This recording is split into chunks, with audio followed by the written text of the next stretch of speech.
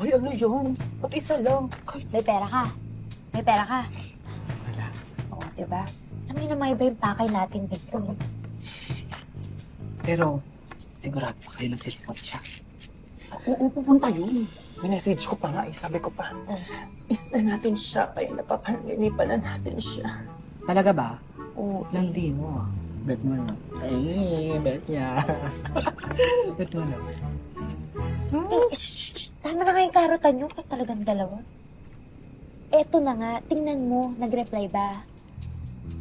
Wala, sin lang. O, tingnan mo. Napagastos pa tayo. Ikaw na lang kaya mag-message. Baka sumagot sa'yo. Dito natin magagamit yung beauty and personality mo. Let's go! Ba't if ako na lang mag-message? Oo, okay naman ako. Beauty and personality.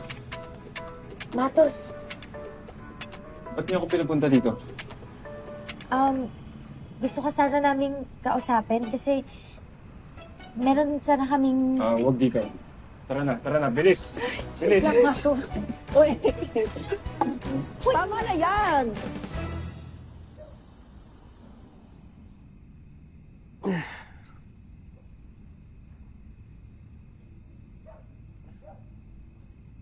Ayan.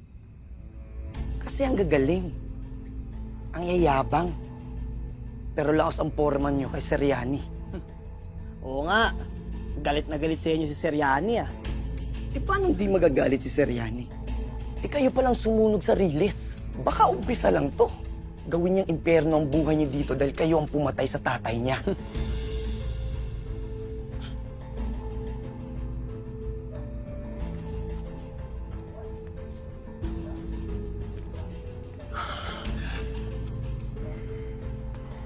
Kailan?